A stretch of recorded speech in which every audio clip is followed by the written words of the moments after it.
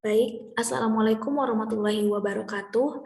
Perkenalkan, nama saya Laila Nurul Fatimah dengan NPM 211120008 PM. Nah, pada kesempatan kali ini saya akan membahas sedikit materi tentang analisis vektor, yang mana di sini dosen pengampunya adalah Bapak Ferry Hendra Saputra MPD. Nah, langsung saja untuk mempersingkat waktu, kita langsung membahas materi tentang analisis vektor. Untuk pembahasan pertama, kita akan membahas tentang konsep vektor. Nah, pada konsep vektor ini, salah satunya kita akan membahas terkait pengertian dari vektor. Nah, sebelum masuk ke pengertian vektor, perlu kita ketahui bahwa besaran itu ada dua jenis, yaitu besaran skalar dan juga besaran vektor. Nah, apa itu perbedaan dari kedua besaran ini? Untuk lebih jelasnya, langsung saja kita simak. Nah, perbedaan besaran skalar dan besaran vektor. Yang pertama, apa itu besaran skalar? Besaran skalar yaitu besaran yang hanya memiliki nilai dan tidak memiliki arah. Contohnya adalah semua besaran pokok, energi, kelanjuan, usaha, luas, daya, volume, dan lain-lain. Nah, yang perlu kita garis bawahi terkait besaran skalar itu adalah, yakni besaran skalar itu adalah besaran yang memiliki nilai dan tidak memiliki arah. Diingat ya, besaran skalar itu tidak memiliki arah, hanya memiliki nilai saja. Nah, yang selanjutnya yaitu, apa itu besaran vektor? Nah, besaran vektor itu adalah besaran yang memiliki nilai dan arah. Kita garis bawahi, besaran vektor itu adalah besaran yang memiliki nilai dan arah. Contohnya adalah perpindahan, kecepatan, percepatan, gaya momentum, impuls, medan magnet, dan lain-lain. Nah, jadi dari sini dapat kita simpulkan bahwa perbedaan besaran skalar dan besaran vektor itu yaitu di sini bahwa besaran skalar itu adalah besaran yang hanya memiliki nilai dan tidak memiliki arah. Besaran skalar itu tidak memiliki arah, sedangkan besaran vektor itu memiliki nilai dan memiliki arah. Seperti itu. Jadi yang perlu kita ingat bahwa besaran skalar itu hanya besaran yang memiliki nilai dan tidak memiliki arah. Sementara besaran vektor adalah besaran yang memiliki nilai dan juga memiliki arah. Seperti itu. Nah, selanjutnya yaitu kita lihat gambar berikut. Nah, pada gambar ini dari titik A ke titik B ini panjangnya adalah 5 cm dan juga menunjukkan ke arah kanan. Oleh karena itu, gambar pertama ini kita sebut sebagai vektor atau besaran vektor. Kenapa? Karena pada gambar ini pada gambar pertama ini dia memiliki nilai dan juga memiliki arah seperti itu. Nah, dan selanjutnya yaitu gambar berikutnya, gambar yang kedua kita lihat. Nah, pada gambar ini. Nah, pada gambar ini kita ketahui bahwa dari titik A ke titik B ini hanya memiliki panjang. Jadi di sini untuk gambar kedua ini hanya memiliki nilai, sementara dia tidak menunjukkan dia ini ke arah mana. Oleh karena itu, untuk gambar kedua ini disebut sebagai besaran skalar. Seperti itu. Nah, yang selanjutnya yaitu contohnya. Untuk lebih paham kita ke contohnya. Yaitu di sini ada contoh. Yang pertama, jarak Bondowoso ke Jember kurang lebih sekitar 35 km. Nah, kira-kira ini merupakan besaran apa? Besaran skalarkah atau besaran vektor? Nah, kita simak baik-baik kalimatnya. Jarak dari Bondowoso ke Jember kurang lebih sekitar 35 km. Nah, pada opsi A ini, dari kalimat ini hanya kita dapatkan nilainya aja, panjangnya aja, jaraknya aja, tidak ditunjukkan arah. Maka dari itu, untuk ini kalimat pertama, ini adalah kalimat yang memuat skalar. Sementara untuk kalimat yang kedua, yaitu Eka Santika bergerak dengan kecepatan 2 meter per sekon ke kiri. Nah, dari sini dapat kita tahu bahwa di sini untuk kalimat yang kedua ini memuat arah, memuat nilai dan juga arahnya. Maka dari itu kalimat kedua ini memuat besaran vektor seperti itu. Nah, pembahasan selanjutnya yaitu tentang ruang vektor. Apa itu ruang vektor? Nah, ruang vektor itu disimbolkan dengan huruf R berindeks N atau biasa ditulis dengan Rn, yang mana N ini merupakan bilangan bulat dari 1, 2, 3, dan seterusnya. Nah, pada ruang vektor ini yang kita tahu adalah yang sering kita lihat yaitu dengan Rn-nya, yang mana N-nya yaitu diisi R2 dan R3. Karena jika R2 itu menunjukkan vektor berdimensi 2, dan jika Rn dengan N-nya 3 yaitu menunjukkan vektor berdimensi 3. Seperti itu. Nah, selanjutnya yaitu notasi vektor. Apa itu notasi vektor? Nah, sebuah vektor itu dapat dinotasikan dengan beberapa ketentuan. Jadi di sini maksudnya notasi vektor itu yaitu tentang penulisan vektor. Nah, di sini ada beberapa ketentuannya. Di antaranya yaitu yang pertama, satu huruf kecil bercetak tebal. Nah, jadi untuk penulisan vektor itu bisa ditulis dengan satu huruf kecil bercetak tebal, misalnya UVW. Nah, boleh selain UVW ini juga boleh dituliskan dengan huruf-huruf lainnya seperti A, B, C. Tapi jika huruf tersebut menyatakan suatu vektor, maka harus ditulis dengan tebal seperti itu. Nah, selanjutnya yaitu satu huruf kecil bertanda panah di atasnya. Nah, kalau tadi itu huruf kecil yang tanpa panah tapi harus ditulis dengan tebal. Nah, yang kedua yaitu boleh ditulis dengan huruf kecil tanpa tebal tapi harus ada tanda panah di atasnya yang menunjukkan bahwa huruf tersebut menunjukkan vektor. Seperti itu. Nah, selanjutnya yaitu juga bisa dituliskan dengan dua huruf kapital yang menunjukkan luas garis berarah. Misalnya, luas garis dari titik A ke titik B. Nah, di sini dapat dilambangkan dengan AB dengan huruf kapital dan ada tanda panah di atasnya. Atau juga boleh ditulis sebaliknya, BA huruf kapital dengan tanda panah di atasnya. Seperti itu.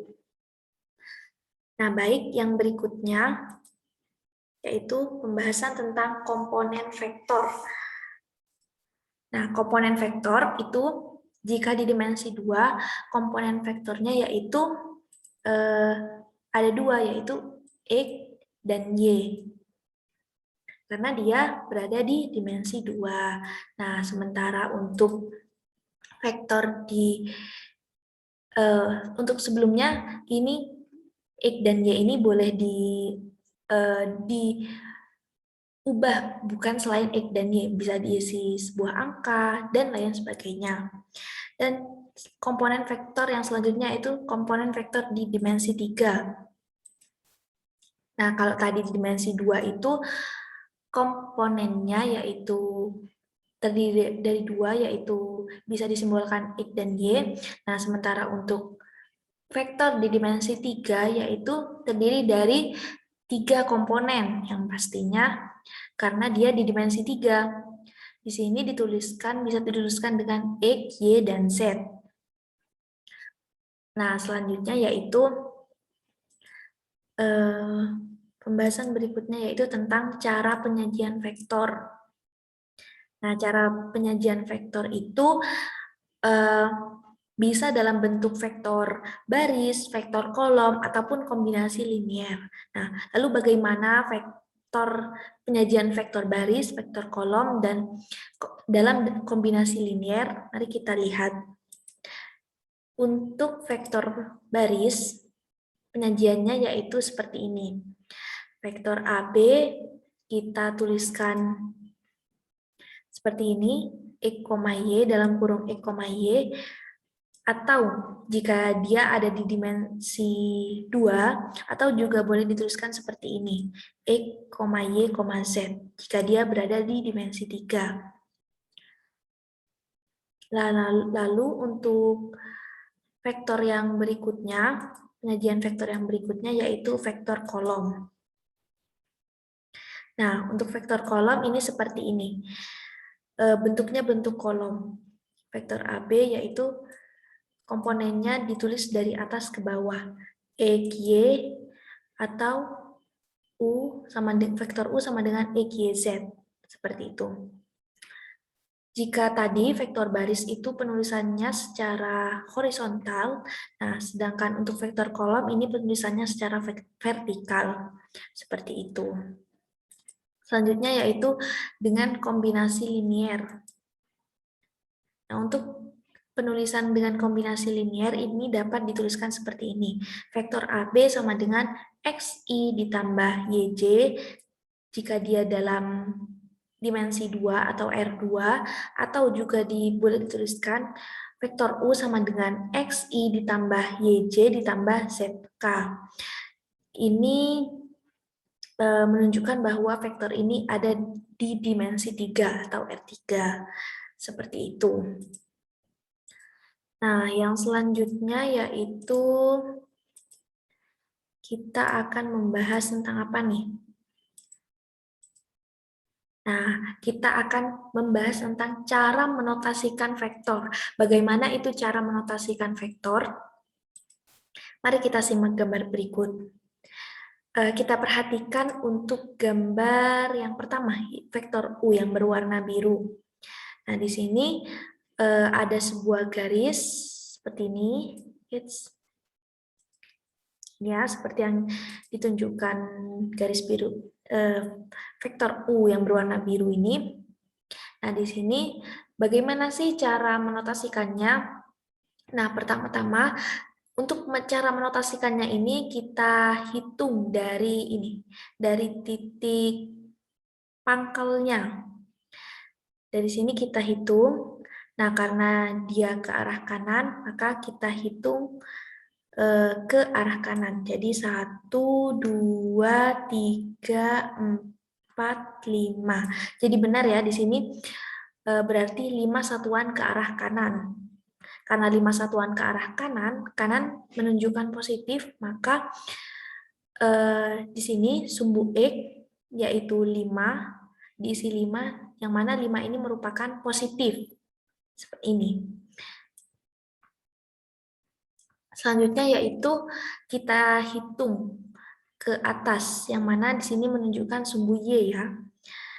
Ke atas kita hitung 1, 2, 3. 3 satuan ke atas. Karena ke atas berarti dia positif. Jadi di sini komponen Y-nya itu positif. Nah, karena di sini ini dituliskan vektor U sama dengan 5, 3 dalam bentuk tadi seperti yang dijelaskan tadi yaitu dalam bentuk vektor kolom. Nah, boleh saja kita menuliskannya tidak dalam bentuk vektor kolom, boleh dalam bentuk vektor baris. Seperti ini. Vektor U sama dengan 5 positif 5 karena tadi arahnya arah ke kanan, koma 3 dalam bentuk vektor baris. 3 positif karena 3 itu di sini mengarah ke atas. Atas yaitu positif. Nah, berikutnya kita perhatikan untuk gambar yang berwarna hijau. Vektor V. Nah, di sini sama seperti tadi, kita hitung dari titik pangkalnya dulu, baru ke titik ujung, menuju dari titik pangkal ke titik ujung. Sini kita hitung 1, 2, 3, 4, 5. Nah, ini besarnya 5 satuan dan arahnya ke kiri. Kalau ke kiri itu berarti menandakan negatif. Berarti di sini kita isi negatif 5. Selanjutnya kita ke atas untuk mendekati titik ujung, yaitu kita hitung 1, 2, 3. 3 satuan ke atas. Karena ke atas maka positif. Maka vektor V itu sama dengan negatif 5, 3. Komponen vektor V yaitu negatif 5 dan 3. Nah, sama seperti tadi, ini juga ini merupakan penulisan dalam bentuk kolom. Vektor V ini dapat juga kita tuliskan dalam bentuk baris, yaitu seperti ini. Jadi nanti bentuknya seperti ini. Dan juga dapat kita tuliskan dalam bentuk kombinasi linier, yang mana nantinya akan jadi seperti ini. Vektor V itu sama dengan tadi di sumbu X itu kan menunjukkan negatif 5. Berarti di sini bisa kita tulis negatif 5i ditambah, dan yang tadi sumbu Y-nya itu positif 3. Jadi di sini ditambah 3C. Seperti itu. Nah, selanjutnya kita lihat gambar yang terakhir nih, gambar yang berwarna ungu. Kita sama seperti sebelumnya, kita hitung dari titik pangkalnya. Nah, titik pangkalnya kita hitung 1, 2, 3, 4, 5. Nah, yang di sini 5 satuan ke bawah. Nah, karena untuk atas ataupun bawah ini kan menunjukkan sumbu Y, maka 5 satuan ke bawah ini merupakan komponen untuk Y-nya. Dan selanjutnya yaitu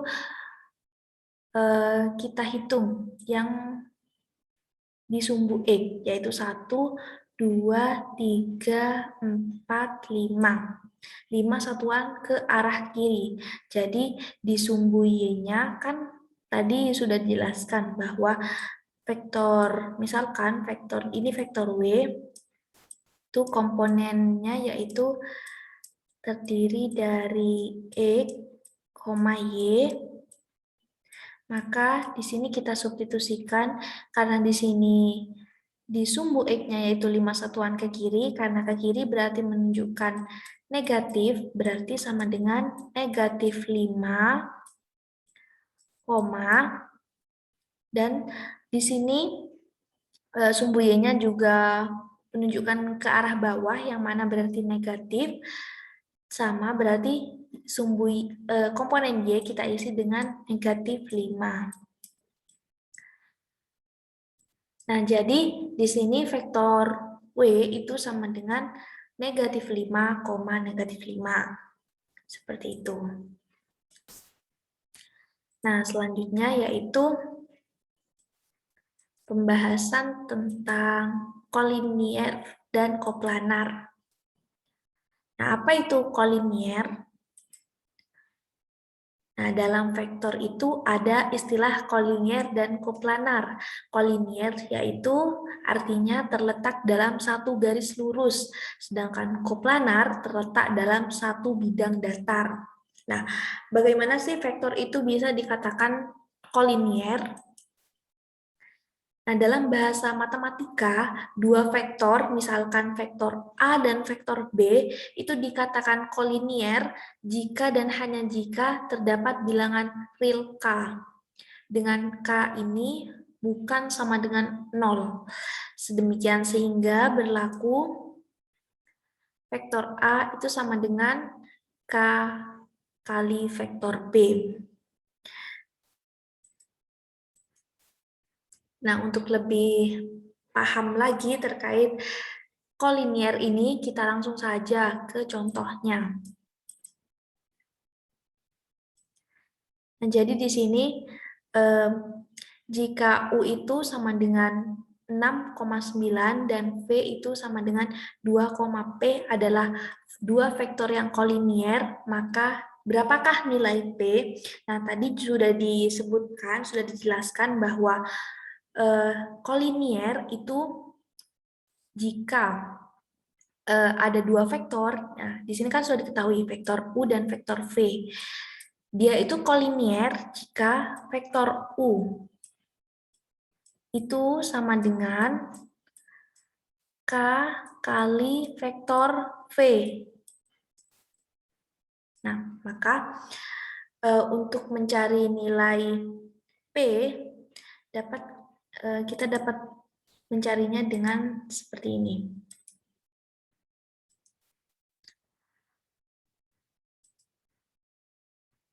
Nah, tadi itu kita dapatkan kan U sama dengan K dikali V. Nah, kita substitusikan vektor U yaitu 6, 9 sama dengan K 2P. Nah, ini dapat kita distribusikan jadi K dikali 2 K sama dengan 2K dan K dikali P sama dengan KP. Jadi dihasilkan seperti ini. 6, 9 sama dengan 2 dikali K P dikali K. Seperti itu. Selanjutnya dari persamaan ini kita peroleh 6 sama dengan 2K dan 9 sama dengan PK. Nah, tadi kan kita peroleh 6 sama dengan 2K. Nah, dari sini kita jabarkan untuk mencari nilai K, maka di sini K sama dengan K itu sama dengan 6 dibagi 2 sama dengan 3. Nah, karena kita sudah mendapatkan nilai K sama dengan 3, maka selanjutnya kita selesaikan persamaan 9 sama dengan PK. Kita substitusikan nilai K-nya dengan 3. Sehingga didapatkan, nah di sini 9 sama dengan KP, boleh juga PK sama saja. Nah, kita substitusikan nilai K itu tadi kita dapatkan 3, kita substitusikan sehingga 9 sama dengan 3P. Nah, di sini sama, karena 9 sama dengan 3P, maka kita peroleh P itu sama dengan 9 dibagi 3, itu sama dengan P. Nah, 9 bagi 3 berapa? 9 bagi 3 adalah 3. Maka kita dapatkan P sama dengan 3. Maka terjawab pertanyaan dari soal pertama ini, nilai P yakni sama dengan 3. Seperti itu. Berikutnya kita coba kita akan bahas apa nih? Berikutnya yaitu tentang koplanar. Apa itu koplanar? Tadi sudah disinggung sebelumnya bahwa kalau kolinier itu vektor yang terletak segaris, sedangkan koplanar yaitu vektor-vektor yang terletak dalam satu bidang. Planar adalah bidang ya. Nah, di sini bagaimana sih kenapa vektor disebut koplanar? Nah, 3 buah vektor U, V, W atau vektor 3 buah vektor U, V, W ini dikatakan koplanar jika M dikali U ditambah N dikali V sama dengan vektor W. Nah, di sini perlu kita ketahui bahwa ini M dan N ini merupakan bilangan konstanta.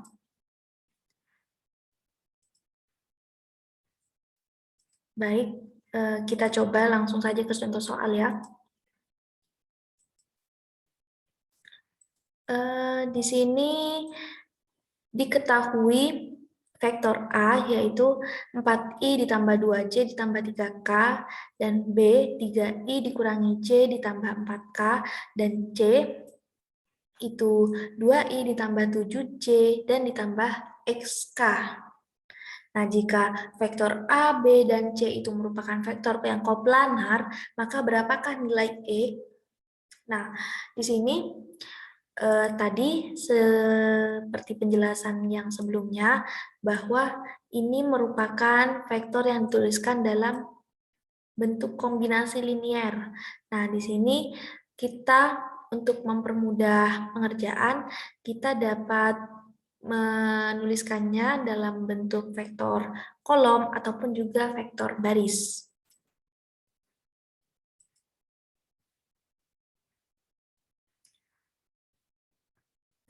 Sebentar ya.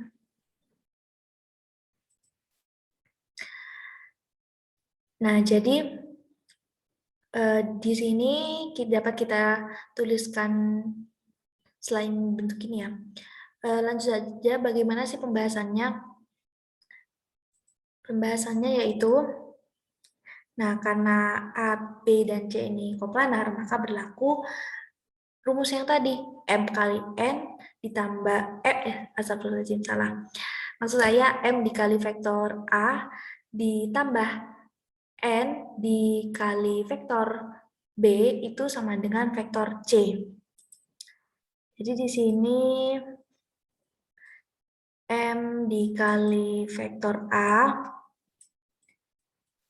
ditambah N dikali vektor B itu sama dengan vektor C. Karena ini merupakan vektor yang koplanar, maka berlaku ini. Nah, oleh karena itu, bisa kita, tadi ini kan dalam bentuk kombinasi linier ya, nah bisa kita tuliskan dalam bentuk vektor kolom, jadi seperti ini, M 423 ditambah N 2 negatif 1, 4 sama dengan 27E.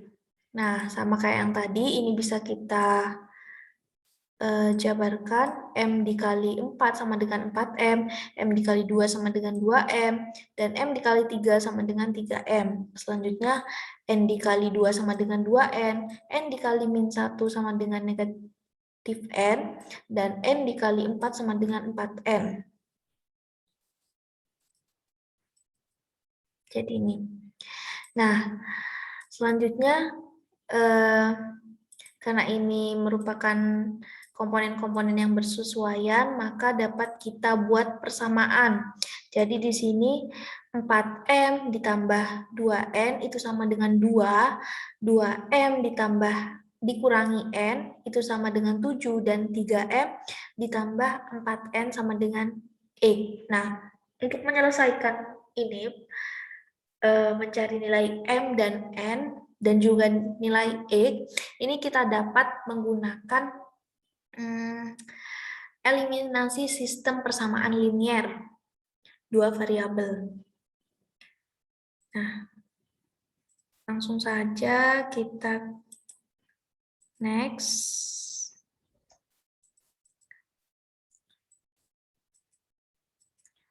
Nah, di sini dari vektor yang tadi kita satukan komponen-komponen yang bersesuaian, kita dapatkan 4M ditambah 2N itu sama dengan 2. Atau boleh kita sederhanakan, semua ruas kita bagi dengan 2, jadi kita dapatkan 2M ditambah N itu sama dengan 1. Nah, ini kita notasikan dengan persamaan 1. Selanjutnya yaitu didapatkan 2M dikurangi N itu sama dengan 7. Ini bukan 7 kali 2 ya, tapi ini maksudnya kita dapatkan persamaan 2.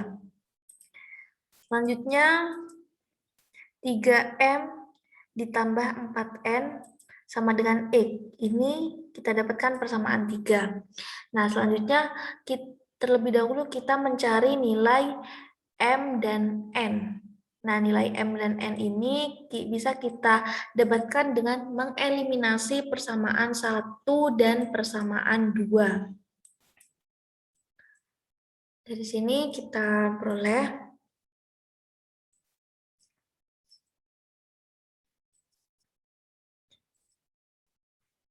4M sama dengan 8. Bagaimana bisa 4M sama 8? Kita urat-urat di sini ya.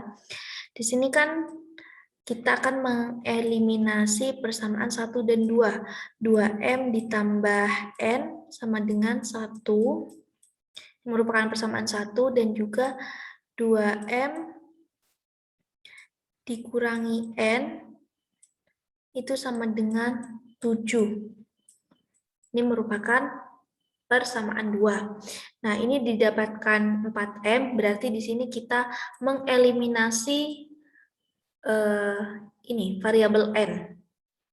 Di sini untuk mengeliminasi tandanya kita positifkan. Kenapa positif? Karena positif N ditambah negatif N itu hasilnya 0 atau habis. Jadi di sini kita dapatkan 2M ditambah 2M itu sama dengan 4M. Sementara 1 ditambah 7 itu sama dengan 8. Jadi ini kita peroleh 4M sama dengan 8. Lalu kita operasikan kembali, M itu sama dengan 8 dibagi 4 sama dengan 2. Kita lihat. Nah ini ya, benar M dibagi 8 sama dengan 2.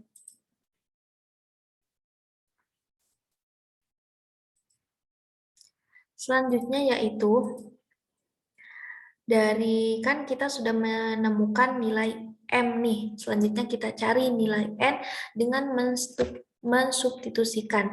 Boleh menggunakan persamaan 1, boleh juga menggunakan persamaan 2.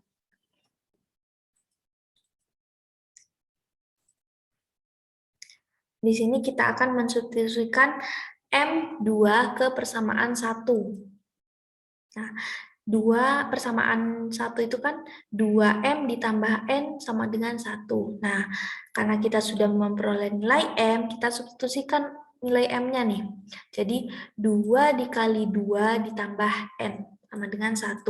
2 dikali 2 itu kan 4. Ditambah N sama dengan 1. Nah, N kita peroleh 1 dikurangi 4. 1 dikurangi 4 sama dengan negatif 3. Jadi di sini sudah kita dapatkan nih, nilai M sama dengan 2 dan nilai N sama dengan negatif 3. Karena sudah didapatkan nilai M dan juga nilai N, maka langkah selanjutnya kita akan mencari nilai dari X. Karena nilai X ini berada di persamaan 3, maka kita substitusikan nilai M dan nilai N ke persamaan 3.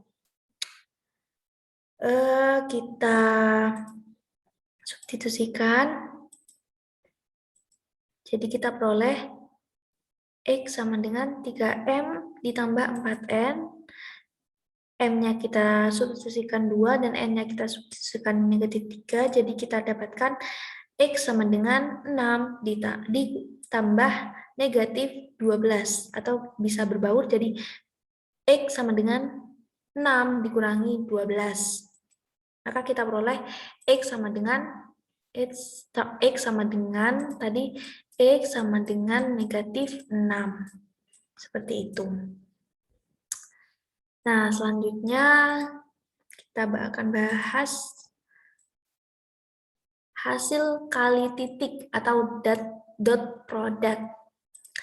Nah, di sini rumusnya yaitu vektor U dot vektor V itu sama dengan panjang vektor U dikali panjang vektor V cos theta. Atau bisa kita ubah posisinya untuk menjadi cos theta sama dengan U dot V dibagi panjang vektor U dot dikali panjang vektor V.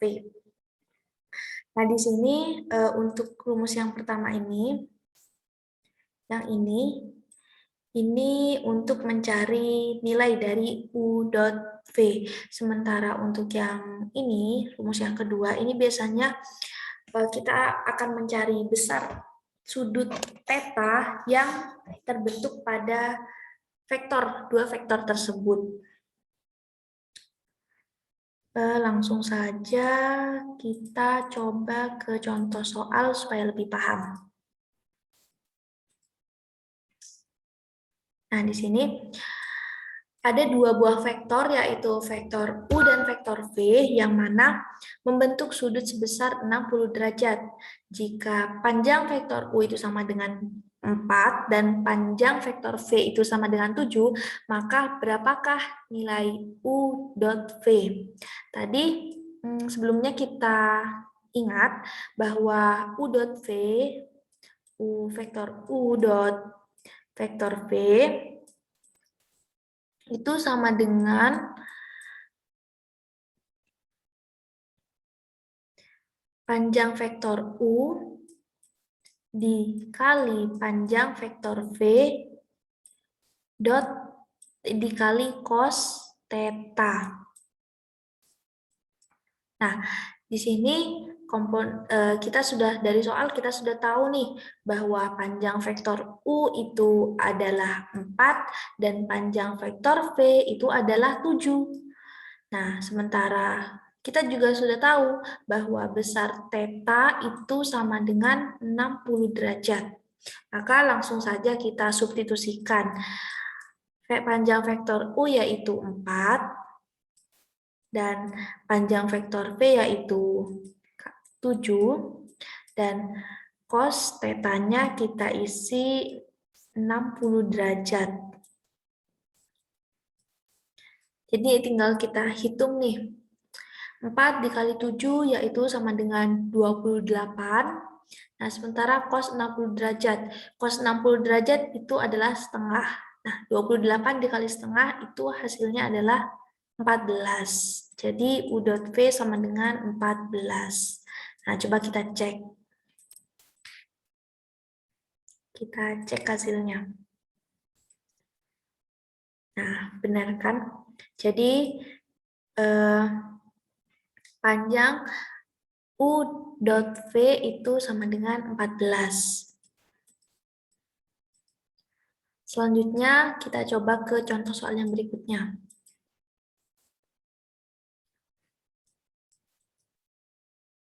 Contoh yang berikutnya yaitu diketahui vektor P dan vektor Q adalah vektor-vektor di R3 dengan P itu 2I dikurangi 3C ditambah 4K dan Q 3I dikurangi 3K. Tentukan nilai P dot Q. Nah, pembahasannya seperti ini. Nah, vektor ini tadi kita ketahui vektor P itu sama dengan 2I dikurangi 3J ditambah 4K. Bisa kita tuliskan, ini kan dalam bentuk kombinasi linier. Bisa kita tuliskan seperti ini dalam bentuk vektor baris, yaitu 2, negatif 3, 4. Nah, sementara untuk vektor Q juga dapat kita tuliskan dengan vektor baris, yaitu 3, 0, min 1. Nah, ini kenapa kok 0? Karena di sini pada vektor Q itu tidak memuat komponen J. Maka di sini nilainya adalah 0. Karena yang ada nilainya adalah komponen I dan komponen K-nya saja. Nah, selanjutnya setelah kita ada tahu komponen-komponen vektor P dan vektor Q, maka di sini kan kita akan mencari nilai P dot Q, hasil kali antar titiknya. Maka P dot Q itu sama dengan, bisa kita tuliskan seperti ini. 2, negatif 3, 4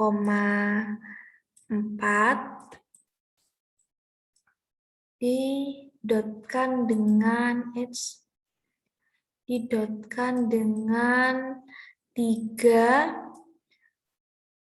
0, negatif 1. Nah, di sini kita kalikan dengan komponen-komponen yang bersesuaian. Di sini, ini kan bisa kita tuliskan, ini komponen, tidak terlihat ya. Ini komponen I, ini komponen I, ini komponen J, dan ini komponen K. Ini juga komponen I, ini komponen J, dan ini komponen K.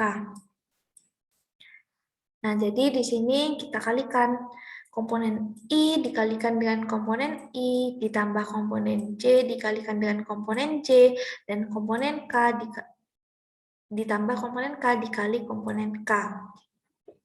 Di sini kita peroleh 2 dikali 3 yaitu sama dengan 6, dan negatif 3 dikali 0 itu sama dengan 0, dan 4 dikali negatif 1 itu sama dengan negatif 4.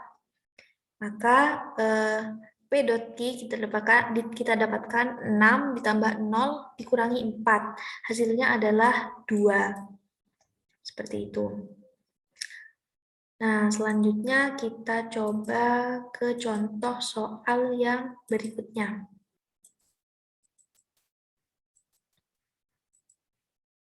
Diketahui, di sini diketahui P sama dengan 6,0 dan Q itu sama dengan 4, negatif 4. Tentukan besar sudut yang dibentuk oleh P dan Q. Nah, tadi kita kan tahu bahwa untuk mencari besar sudut kita dapat menggunakan rumus, yaitu rumusnya cos theta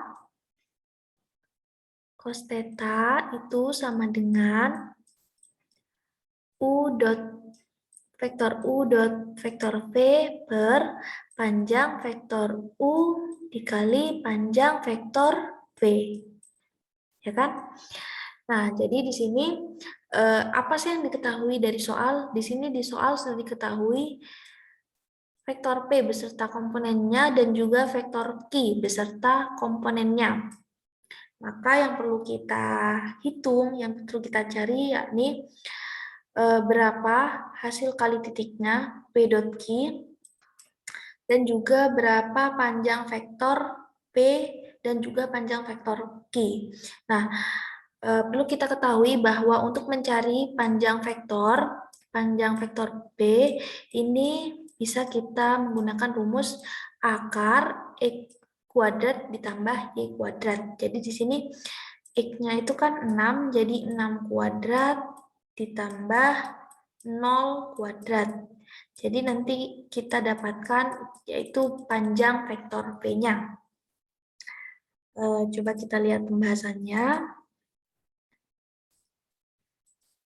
Nah, seperti ini. Kita langsung saja lihat pembahasan karena di sini kalau saya tulis satu-satu tulisannya tidak rapi, maka kita langsung saja lihat pembahasannya. Di sini panjang masing-masing vektor, yaitu vektor P, kita dapatkan akar dari 6 kuadrat ditambah 0 kuadrat. 6 kuadrat yaitu 36, dan 0 kuadrat yaitu 0, 36 ditambah 0, yaitu sama dengan akar 36.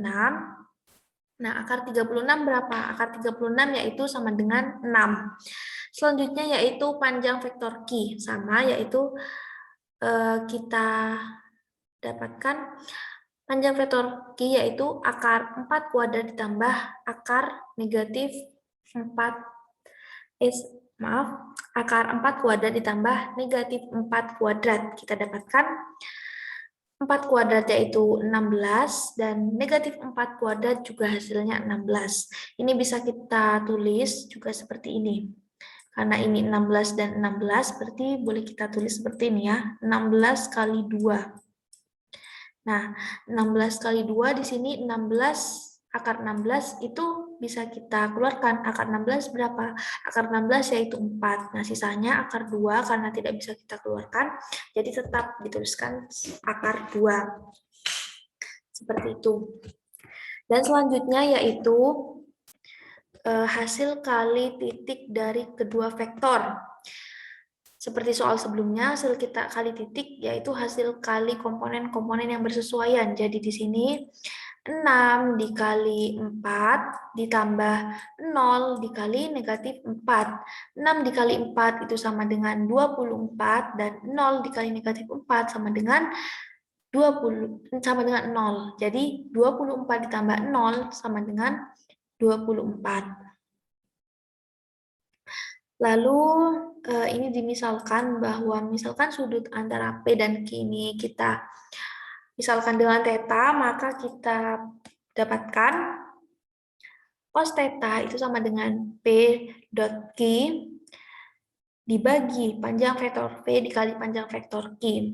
Tadi kita dapatkan ya bahwa P dot Q itu sama dengan 24. Lalu panjang vektor P kita dapatkan ini 6 dikali panjang vektor Q, tadi kita sudah hitung ke bawah panjang vektor Q itu 4 akar 2. Nah, di sini boleh kita operasikan 24, 6 kali 4 itu sama dengan 24. Jadi di sini bisa kita coret karena saling menghilangkan, maka yang tersisa adalah 1 per akar 2. 1 per akar 2. Karena di sini penyebutnya itu bilangan akar, maka kita rasionalkan terlebih dahulu. Jadi ini kita kalikan akar 2 per akar 2. Kita dapatkan 1 kali akar 2 yaitu akar 2. Dan akar 2 dikali akar 2, yakni sama dengan akar 4, yang mana akar 4 itu sama dengan 2. Nah, maka kita peroleh akar 2 per 2, atau bisa kita tuliskan setengah akar 2. Nah, ini setengah akar 2 itu merupakan cos tetanya. Nah, yang ditanya di soal adalah berapakah sudut yang terbentuk. Jadi kita bukan mencari cos theta, tapi mencari besar tetanya. Nah, caranya gimana? Nah, kan caranya untuk mencari theta yaitu kita tinggal mengarkeskan besar dari cos theta. Jadi di sini theta nanti atau sudutnya kita dapatkan dengan ARC cos setengah akar 2 ini. Jadi di sini didapatkan nilai arkes dari cos setengah akar 2 adalah 45. Maka dihasilkan bahwa besar sudut yang dibentuk oleh P dan Q adalah 45 derajat. Nah, baik. Mungkin seperti itu penjelasan dari saya. Terima kasih. Mohon maaf jika masih banyak kesalahan dalam perkataan ataupun ada kesalahan dalam penjelasan. Kurang lebihnya mohon maaf. Wassalamualaikum warahmatullahi wabarakatuh.